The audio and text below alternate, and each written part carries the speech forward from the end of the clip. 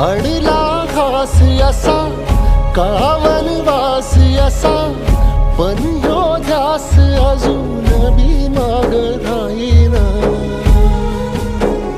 फिरला त्यो वासा घर, फिरलं नाही गड्या पाऊल, थकलं नाही गड्या पाऊल, थकलं नाही.